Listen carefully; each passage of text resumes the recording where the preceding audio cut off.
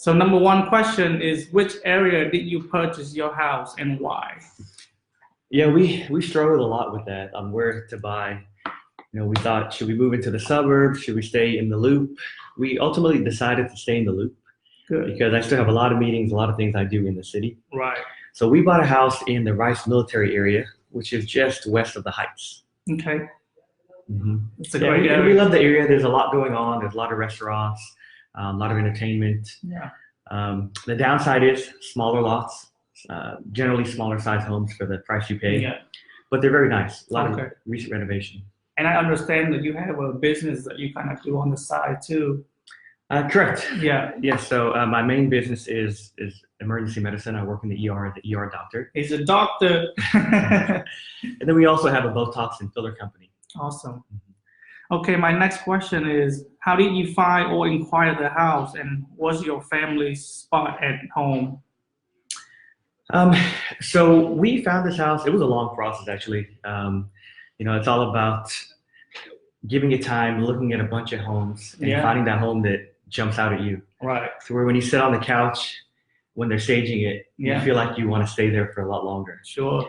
So we looked at a lot of homes, checked out a lot of different types of homes and locations. Then I found one just had some unique features that really appealed to me. Okay. And of course, my friend who is my realtor just kept sending me options, and we kept looking at them. I think that's the key, being able to know all the options that fit what you're looking for. Okay. So what's your favorite spot in the house? Favorite spot in the house?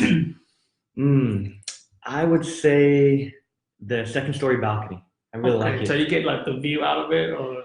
I see a bunch of trees in my lawn, but I like that. It creates a little bit of privacy. Okay.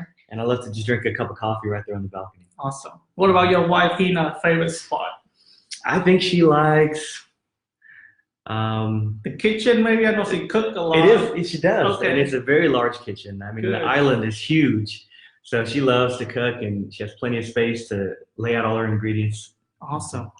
Awesome. Okay, my next question is going to be, do you think it will appreciate in the next 5 years in this area?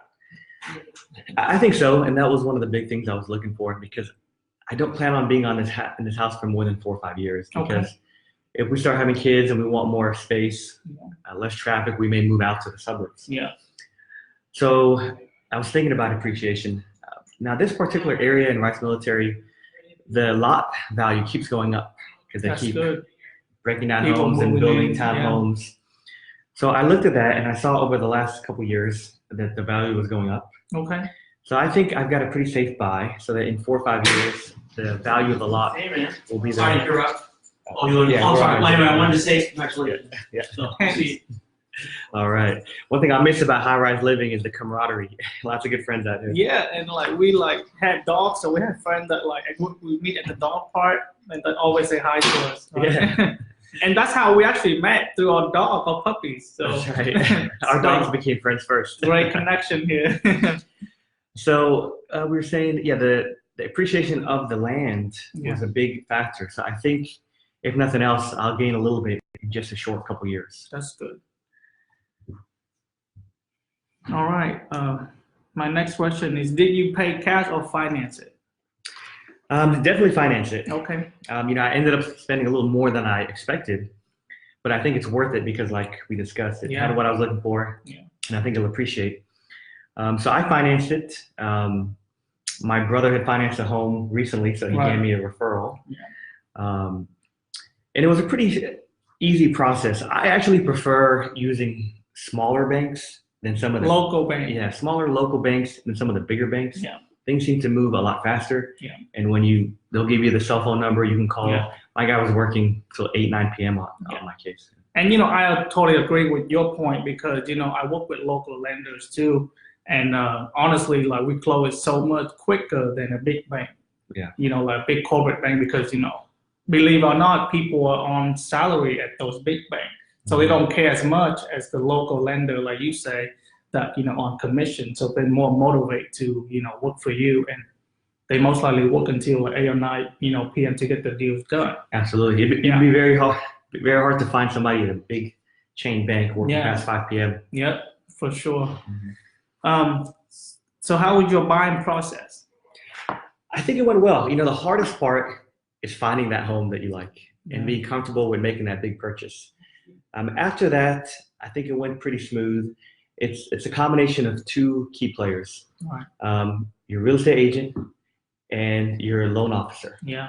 Between those two, with good communication, they can really make it a painless process. Right. So I assume that your seller side is cooperate pretty well in the transaction. They did, and you know, and you deal with it a lot. Usually, the buyer doesn't interface with the seller at all. Right. And that's where you come into play to really negotiate and represent what's in the best interest of the buyer. Right. That's good. Okay, my next question is, if you could go back to make it a smoother transaction, what would you do differently to prepare for it? That's a good question. To make the transaction more smooth, well, one thing that caught me off guard is you really have to have a lot of your documents ready to go. So all of your tax history, they want to see all that for the loan. Yeah, for the past 2 years probably. Correct. And because I have business, my tax information is way more complicated. Yeah. So that took some time. So giving your accountant a heads up, or if you do it yourself, really having all of your documents together, profits and loss statements, or if you don't have it as complicated, just having a good tax history, having your documents ready to give to your loan officer. That's good. Okay, my next question is, most Americans' philosophy is to purchase the house, quote unquote, the big purchase, before any other big purchase like cars. And I know you own really nice car, and now you just purchasing the house. So basically my last question to you is, what's your philosophy behind that? Yeah, you know, my philosophy is simple, is just do what you love, and you know what you love, right? I think there's no set way, there's no set rules on how you want to do it. So I did buy the Lamborghini before I even looked at houses. And the Tesla. and the motorcycle, that gives me enjoyment. Yeah. Right? As long as you have a safe place to park it, you'll be happy. And I think that's the way things are going now. People are realizing that maybe you don't want a big house anymore. Maybe that's not the goal. Maybe you want a small house and you want to save money and use that money that you save every month to travel the world. That's good.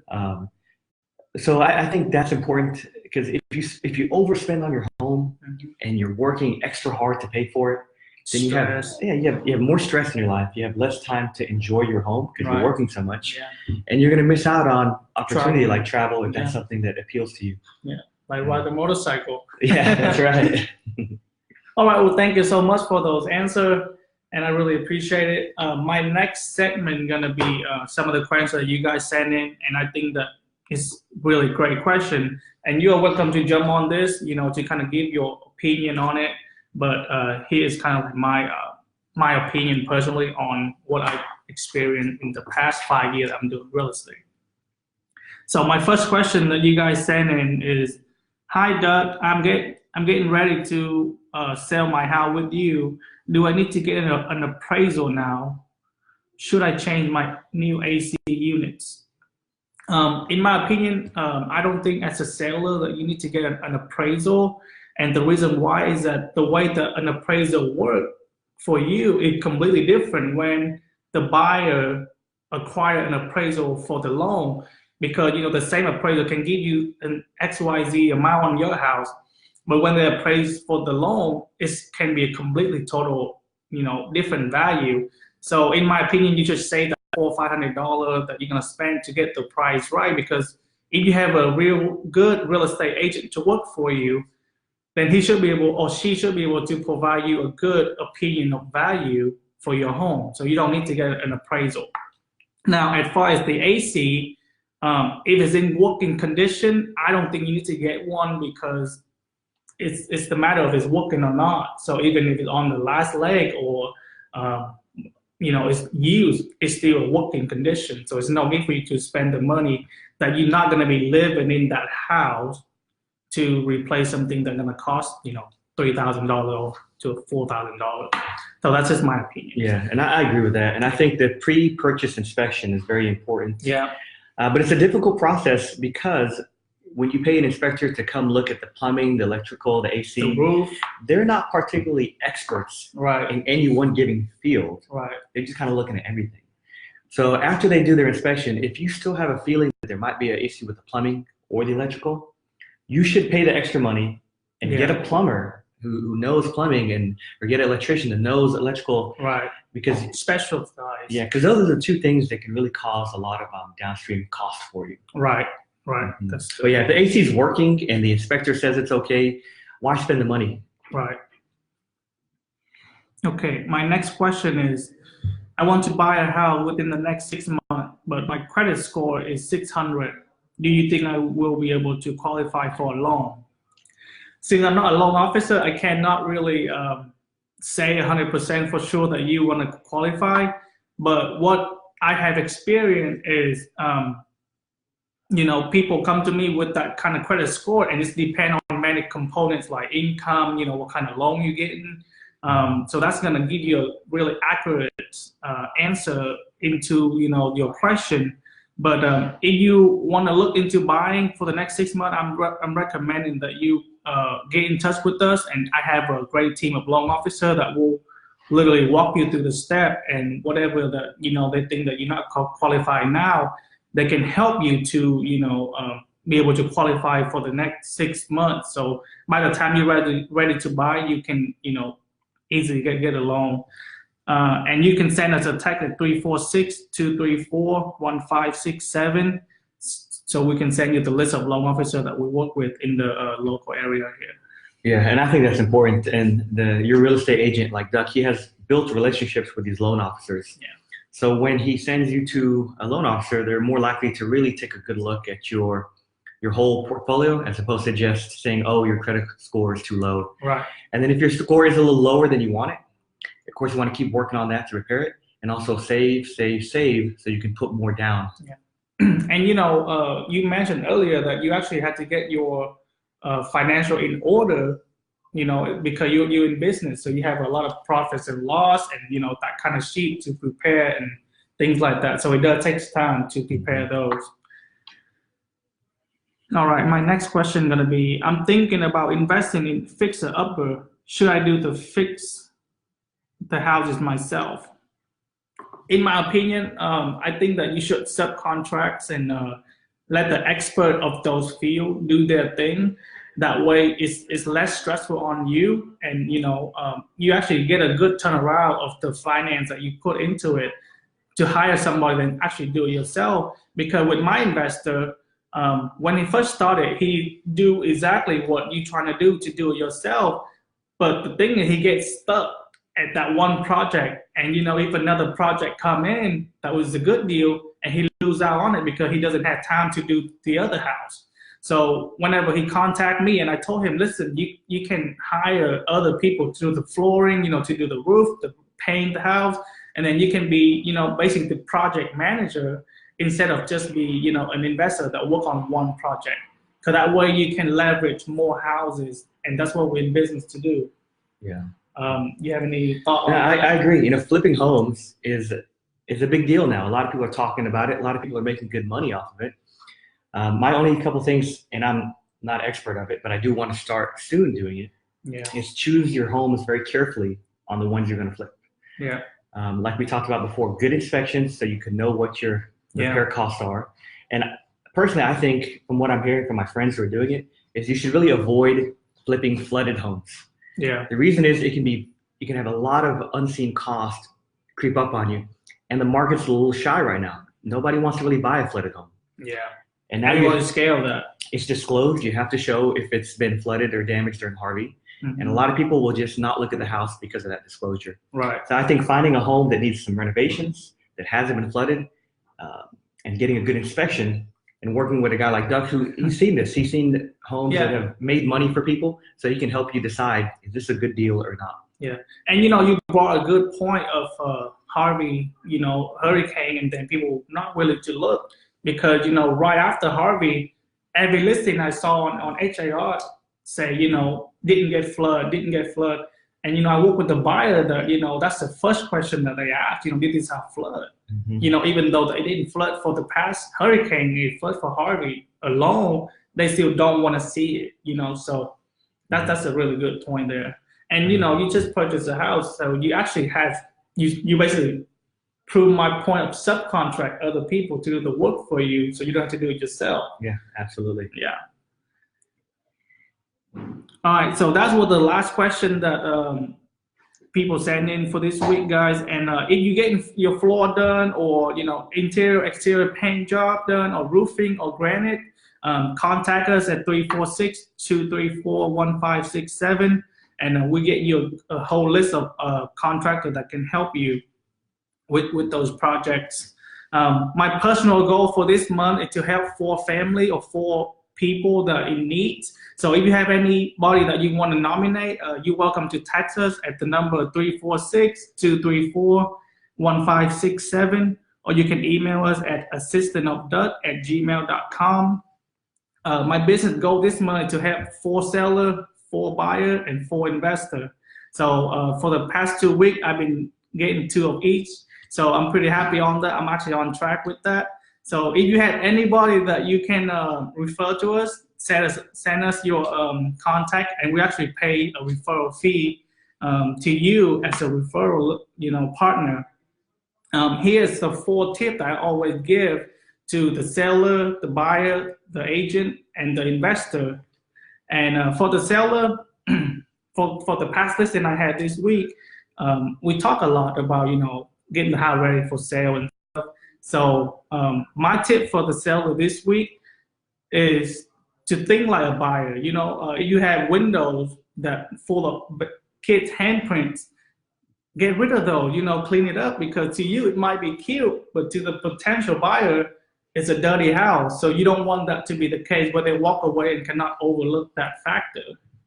You have any thought on that? Yeah, I agree. The Okay. presentation has to be perfect. Yeah, that's good. Yeah. For the buyer, he actually mentioned my tip earlier is to make plans. You know, space out 3 months to get your finance in order for the process to buy. If you know, getting a loan.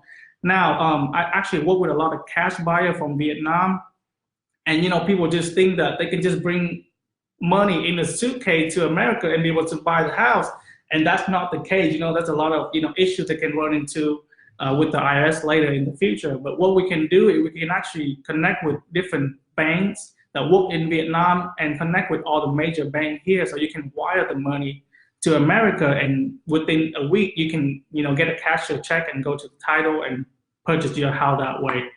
So that is my my tip for the buyer. As far as for the agent, it's funny that, you know, a lot of agents out there that when they come look at the house for the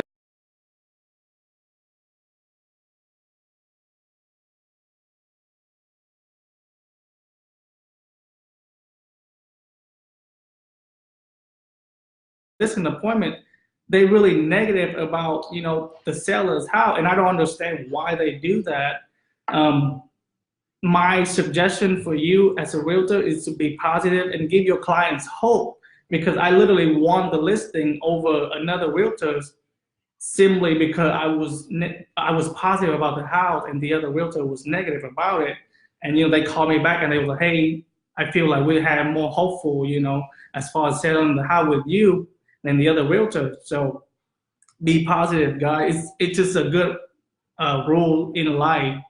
So my tip for the investor is, instead of driving around and look for sale by owners and to call those owner, get on Zillow.com. On Zillow, you can actually see for sale by owner listing, and when you get that address, you can actually go there instead of waste your time driving around, because you know, everybody want to get as much, you know, income as possible. So you don't want to waste your time. You just drive around and trying to fish for those for sale by owner. So Zillow.com is the website, guys, to get on and see some listing for sale by owner.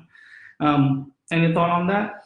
I just want to say I'm honored to be on the Duck Show today, guys. Thank you for being here. Appreciate it. Duck for inviting me to be on the show. All right. Again, my name is Duck Hoang, and I'm the local realtor and your international real estate consultant. And here's my friend Abdulla, the doctor.